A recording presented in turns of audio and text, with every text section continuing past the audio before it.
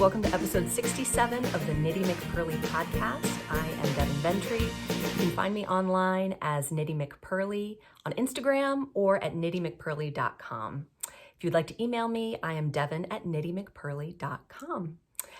First order of business is the lovely Japanese knitting book that we talked about last week.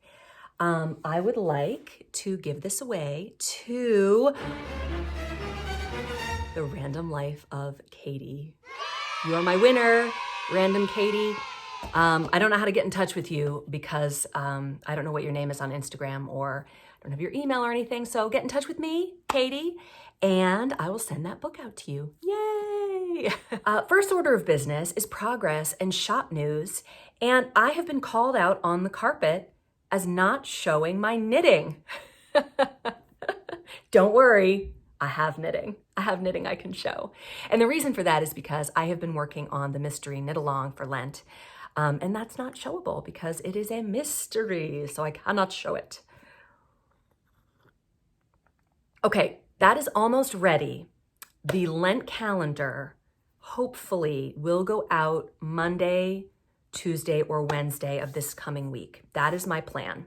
I'm hoping for Monday, but I'm saying Tuesday or Wednesday just in case. So that will get shipped out to the people who bought the yarn. The pattern is back from the tech editor and it is about ready, and it will come to your inbox on March 3rd or 2nd. I can't remember which one is Ash Wednesday right now. One of those two.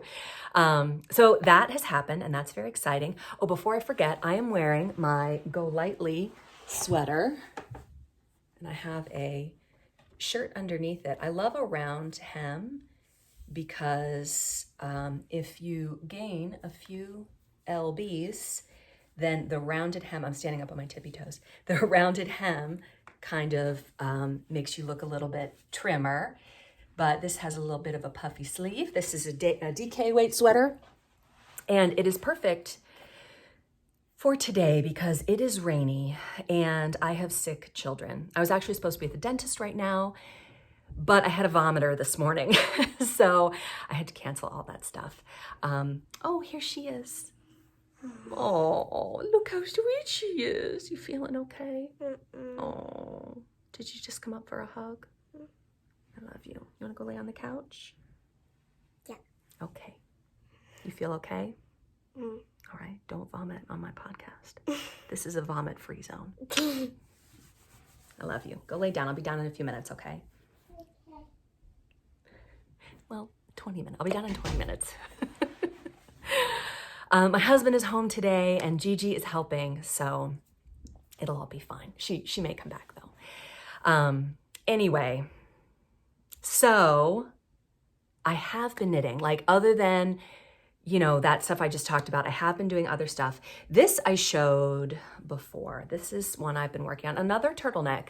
Now this turtleneck is almost like it's like a, you know, you could keep it unfolded if you wanted to, or you could fold it down a little bit. And it's just a shorter turtleneck. This one is longer. And of course, this is a knitted sweater, so you can do it however you like it. But for mine, I wanted it to have a nice, good size turtleneck. And I think the last time I showed you this, I had not separated for the sleeves. So it has, this is a fingering weight sweater, and it has an extra long raglan shaping. And it's going to have like a bat wing, not a poofy sleeve like this one. This one is poofy and then it comes in sudden like right here. This is gonna be different. It's gonna be a taper, almost like a bat wing sleeve. That's really popular right now and I personally really like it. So, and it's going to have a good bit of ease in the middle. And do you guys remember the sweater that I knit that I showed you on the podcast that was just a failure? Like I just hated it, where my husband said the 90s called and they wanted their sweater back. So I have been thinking about Michio's awesome cuffs and about that sweater that I designed. Hold on, let me find it so I can show it to you. I showed it last week. How she did just this super plain basic sweater with an interesting cuff. And did I show that for long enough? I hate when things aren't up long enough. Now that looks almost like a mosaic. Not exactly sure. That's what it looks like to me. I was thinking about doing that same stitch that I did on that previous sweater that I just trashed. Like I gave it to Goodwill. If I see a homeless person wearing it, I'll thumbs up.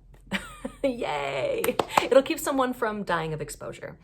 That's what it will do. But it was not a good design. Like sometimes things just don't work out, and that's what happens.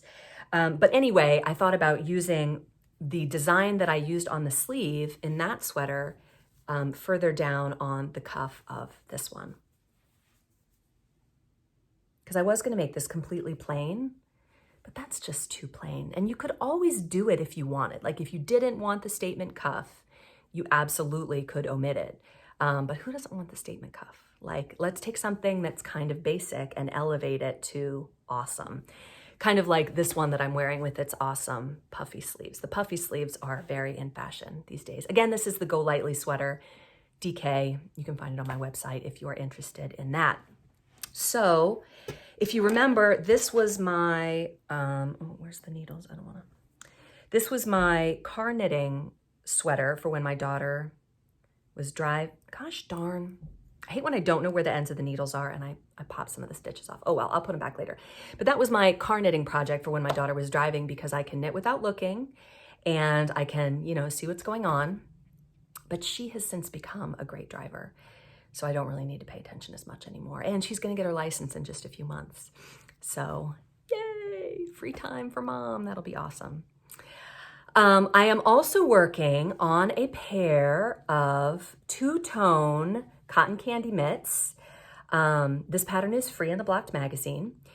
If you don't have two skeins of bulky weight yarn, but you do, like if you don't have two skeins of the same color, but you do have two skeins of two different colors, these were scraps that I had left over, which I think I had most of a skein, or I don't exactly know how much I had. Let me see. I have this much left and this much. So there's a good bit there. But I didn't have enough of any one color to make the long cuffs, and I really need long cuffs. My arms are too long for my body, and I need the long cuffs. So I did sock style. I did the long cuff in one color, and then the finger top in that same color. So I'm working on that.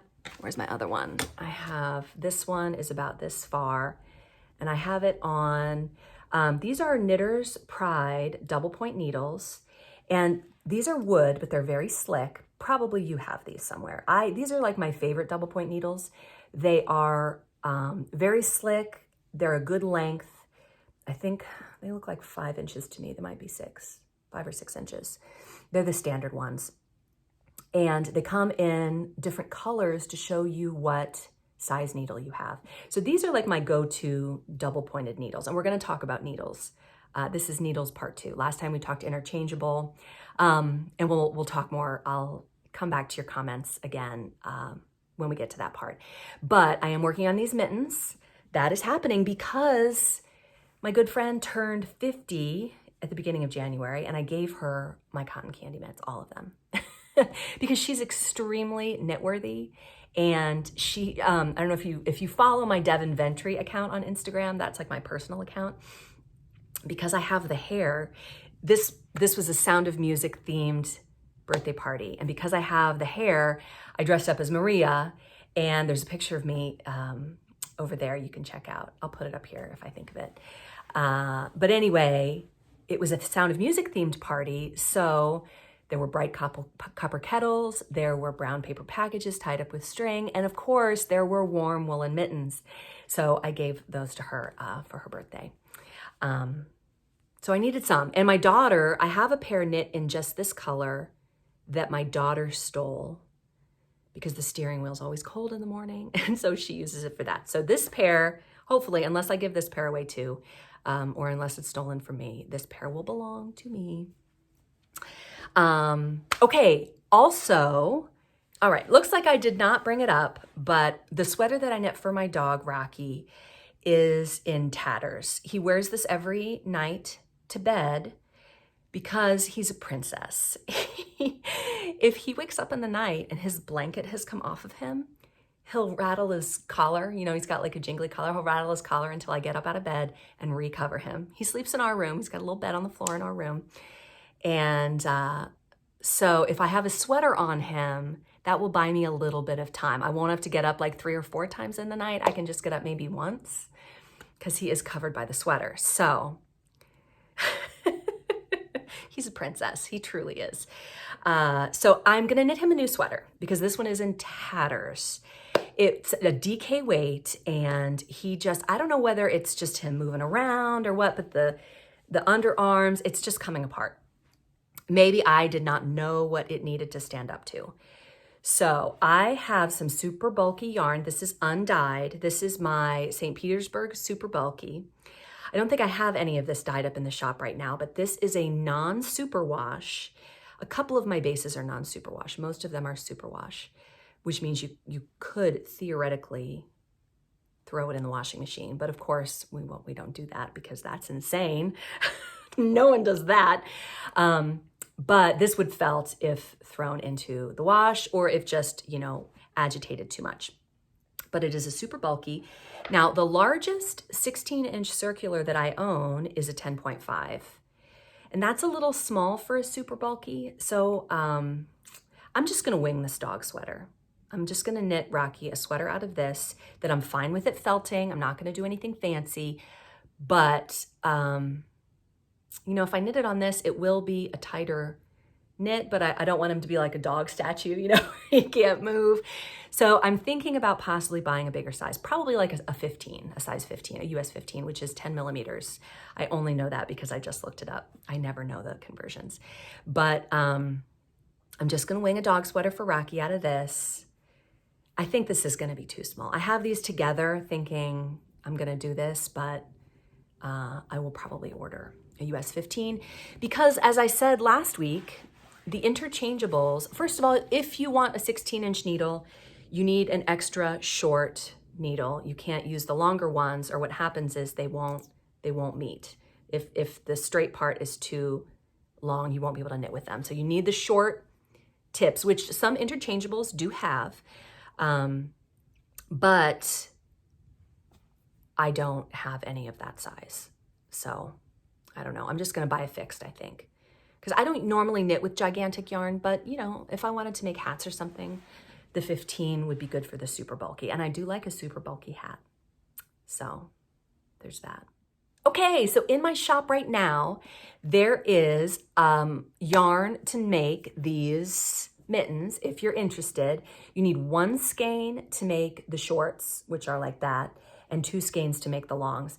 Now, somebody asked me, how long could I make the cuff if I only had 1 skein? If you don't mind playing yarn chicken, you could make it a little bit longer because remember, I also made the pom-pom with 1 skein. So if you didn't want to make the pom-pom, you could probably make the cuff a little bit longer. I just don't like to play yarn chicken, or I don't want to encourage you to play yarn chicken if you're at all nervous about that. So there are a few different colors. I'll put those up on the screen of yarn for making this mitten. That's available right now in the shop. Also, I have somehow managed to come up with a Valentine's Day sock set, and I really thought about what I wanted to do here because I do have a lot of kind of, more kind of romantic colors, but I really wanted to go very, very subtle. So this is a very subtle, kind of a light pink, mauve-y pink with gray and red and pink speckles. And my sock sets typically come with 2 10-gram minis. So you can do with them whatever you want. This is enough to make socks on its own. If you wanted to do cuffs or toes in different colors, you could do that. And I did a light gray and a darker version of that mauve-y pink. So this Valentine's Day sock set is available in my shop right now if you want to go grab that. If you're a newsletter subscriber, then you have a code that you can use for 10% off. In my last newsletter, I said it was 15% off because I couldn't remember what it was, but it's 10%. So I apologize about that. Okay, that is my progress in shop news and whips and all that stuff. Okay, word of the week. All right, we're going to talk needles one more time. I got 2 emails, one from my brother and one from another super helpful lady who both took pictures of their dictionary definition of needle. My brother has he has that one I talked about last time. It's like 2-volume, double, tiny print, thin sheets of the OED, the Oxford English Dictionary, which is a special dictionary that has the origin of every English word. It is not like you might have a dictionary on your shelf that says Oxford on it, but it's not the Oxford English Dictionary. That is a certain thing. So he sent me that, and he blew it up on his phone and took a picture and sent it to me. So basically, the definition here, this really did not add a lot to my knowledge. Sorry, Danny. I wonder if there's more to it. It almost looks like if I could have gotten more. He basically took a picture of the part that has this definition, which is similar to the one I gave last week. An instrument used in sewing, usually a small and slender piece of polished steel having a fine point at one end and at the other a hole or eye through which a thread is passed. And the first time that this definition was used in English was in 725. And it's written in Old English. I can't read it at all. I don't know. But I read through all of the references, and typically for a reference to make it into the OED, I think, unless I am incorrect, if you know and I'm wrong, please correct me, but you have to have used it in a new way. Whenever it's used in a new way in the English lexicon, then that is added in here. So there are all of these different times that it's been used, and these early ones are Old English and Middle English, very hard to read. But in 1751, in Johnson's Rambler, number 85, I don't know, it says, "A knot of misses busy at their needles." And that made me wonder if that was referencing knitting needles. I don't know. Now, another lady sent me an entry from a different Oxford dictionary. This one, though, because it's more compressed, it kind of has more information. So this one says, a thin, round, long piece of steel, etc., meaning could be another material, but probably steel, pointed at one end and with an eye for thread at the other, used in sewing, or a similar instrument without an eye used in knitting or crocheting, etc., which is interesting because a crochet hook, I've never heard it called a needle, because it's different. It's a hook. It's not a needle, it's a hook.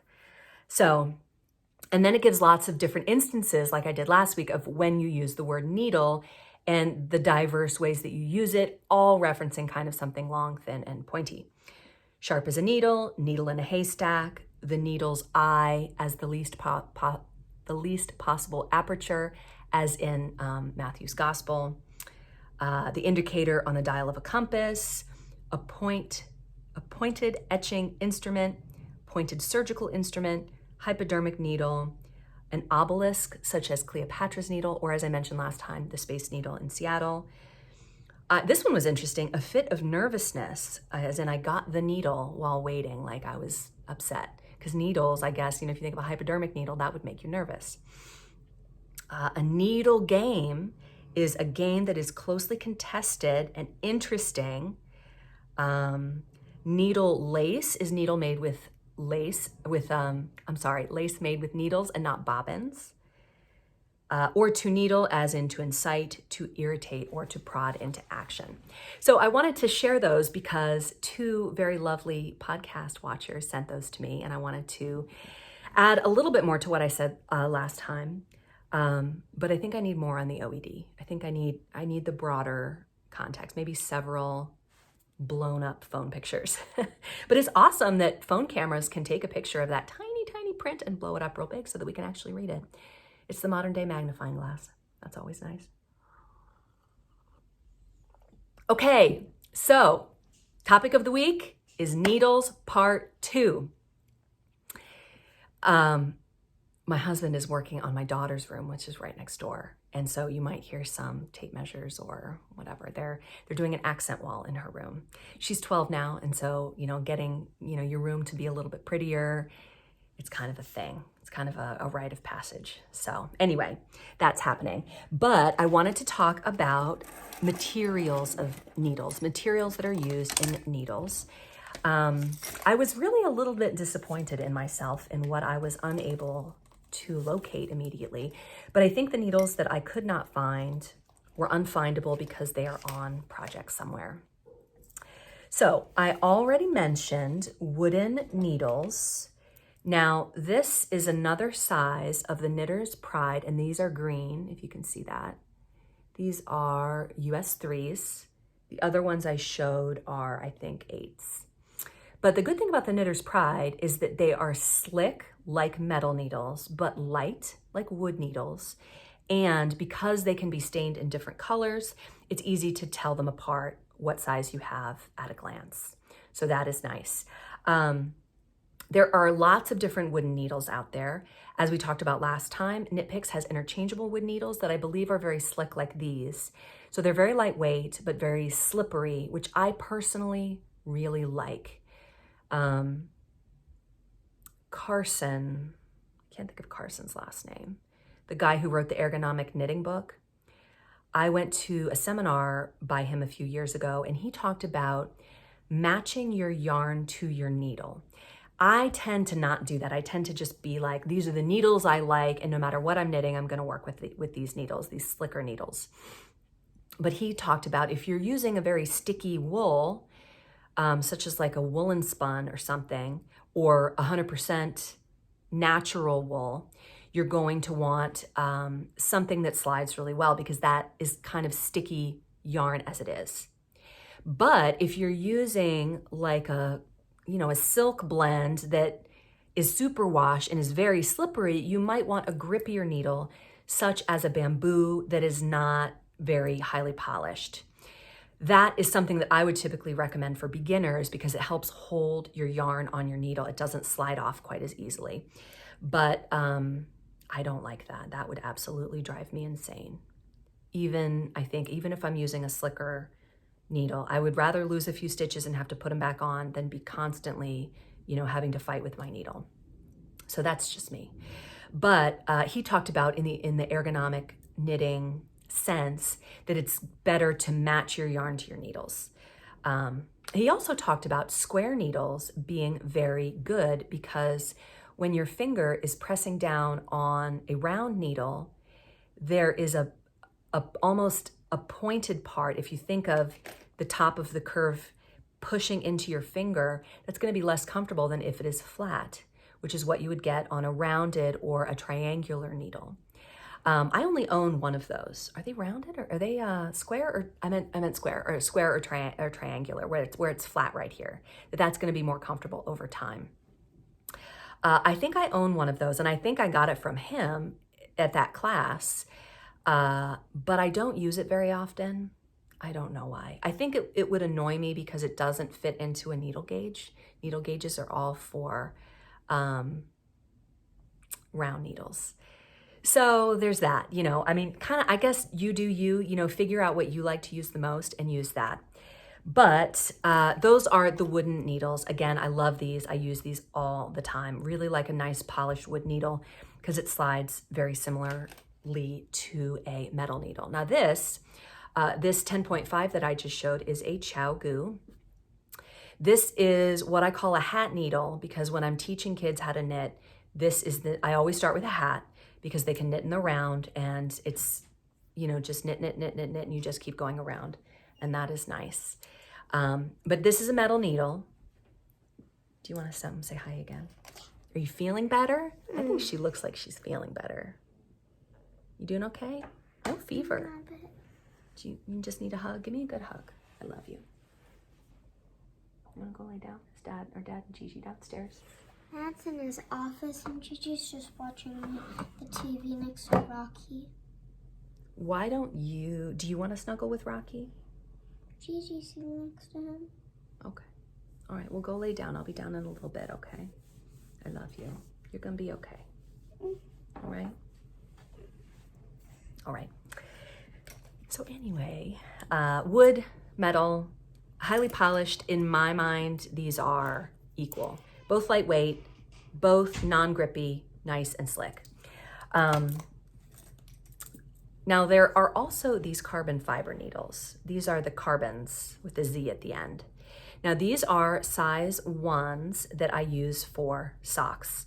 And these I bought several years ago at a yarn store that has since closed down.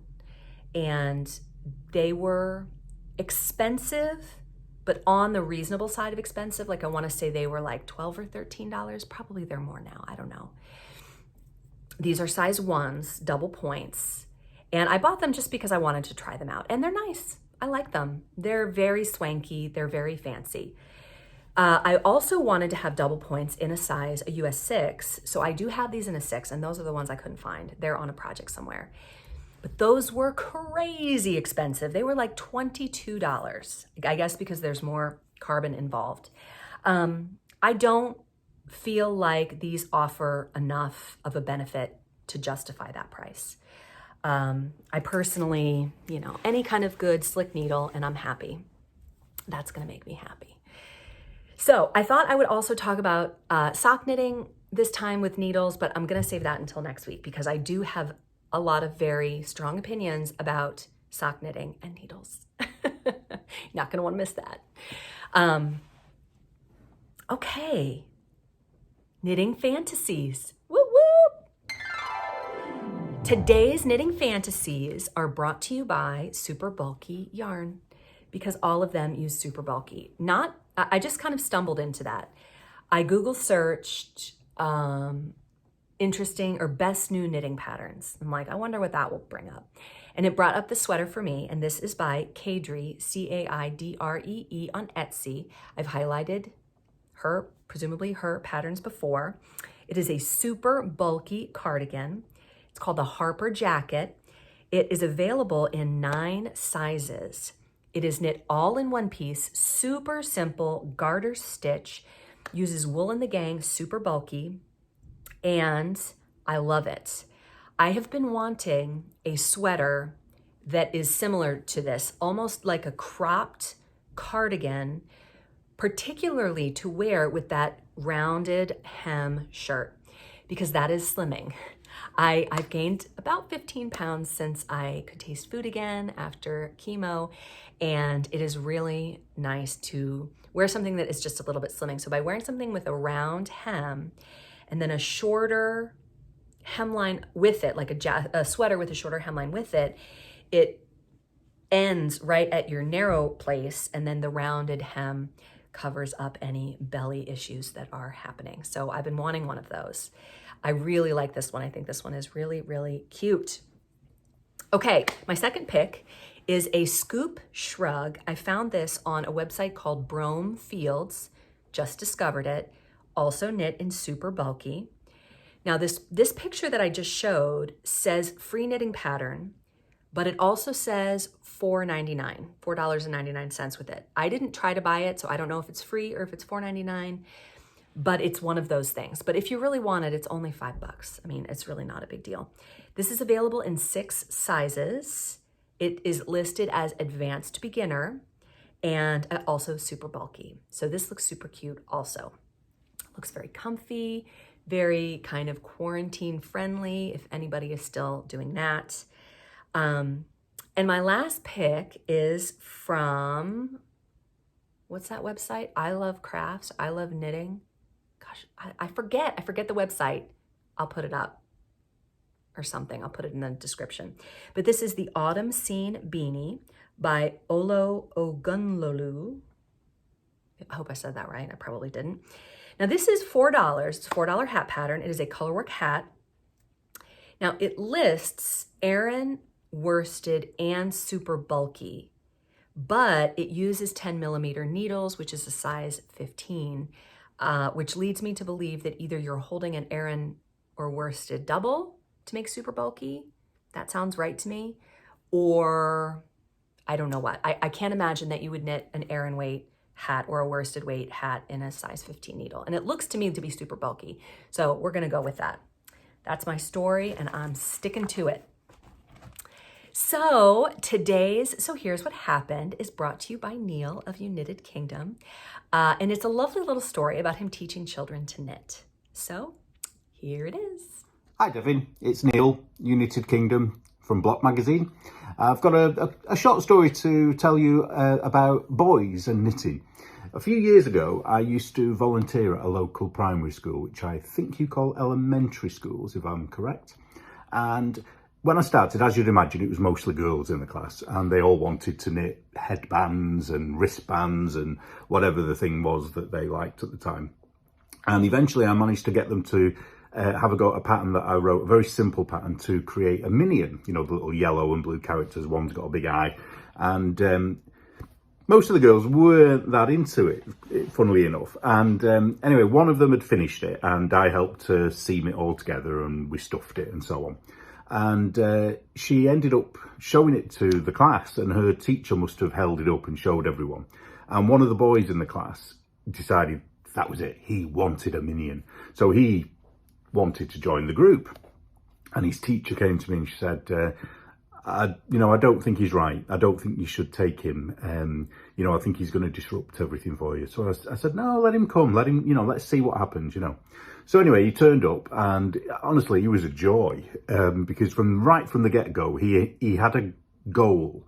He wanted that minion. So there was no arguing, no, don't want to knit that, don't want to do this. He just did whatever I asked him to do. And he was very slow. It took him a while to catch on to things. And, it was sometimes painful to watch, when they put the needle in and then thinking, right, what's next? Does it go around or does it go that way? And even though he was slow, he got there, and the thing, about a month after he started, his teacher called into the classroom. And I think she was a bit worried because she hadn't heard anything from me.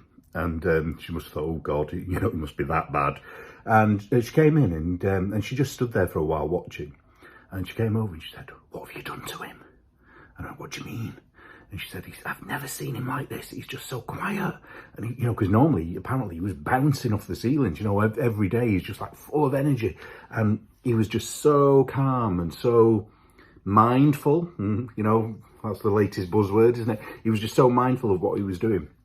And the thing about it was he I don't know what it was. I don't know whether it was the knitting. I don't know whether it was the male influence in the classroom, combination of both, or, maybe it's because he wasn't with his friends that he was with in his, his normal classroom. I don't know what it was, but he really, really kind of became a different boy. So I noticed that girls tended, on the whole, to want to knit things to wear and to show. So, they wanted it to be seen. Whereas the boys wanted an object or a toy that might not necessarily be seen by other people. If you want your boys to have a go at knitting, start with something that isn't a scarf. Start with a pattern that you can find that's their favourite video game character or their favourite superhero character. Something related to that rather than clothing.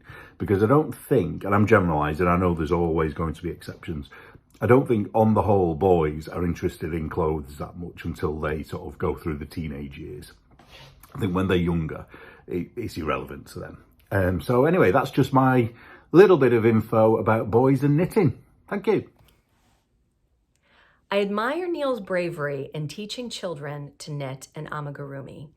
I think that's amazing. I always do hats because it's like the base, it's the total basic thing. Knitting in the round where you're always knitting, all you do at the top is decrease. And you don't even have to. You could even just knit a longer tube and seam it if you really wanted to, like the hat that Gigi made for me. So I think that is super awesome.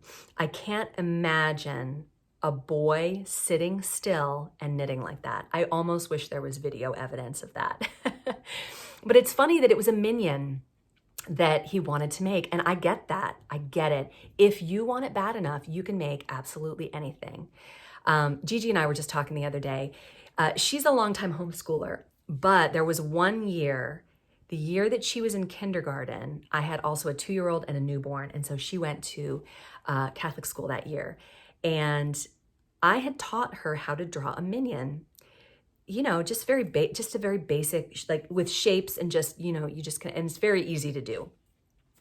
So she was like, Mom, I was so popular in kindergarten because I knew how to draw minions and I could teach everybody. So minions are awesome. I mean, they're just adorable. So that's a great story. Thanks for sharing, Neil. Love it. If you have a knitting story that you would like to share with me, that would be amazing. Send it to me. You can do a video like Neil did. That's awesome. You can record audio. You can just type it out and I will read it for you. If it is interesting, heartwarming, funny, delightful, we would love to share it on the podcast. So please send it to me. You can email it to me. You can Instagram DM it to me. Yes. So that is that. Thank you so much for joining me. It's been so fun. I was told last time that my music was too loud at the end, so I'm just going to leave it off here. I think I usually turn it down, but I must have missed it or I forgot or something. I'm sure what I was saying was not that important. You didn't miss anything. Hi, knitters. Welcome to episode 60.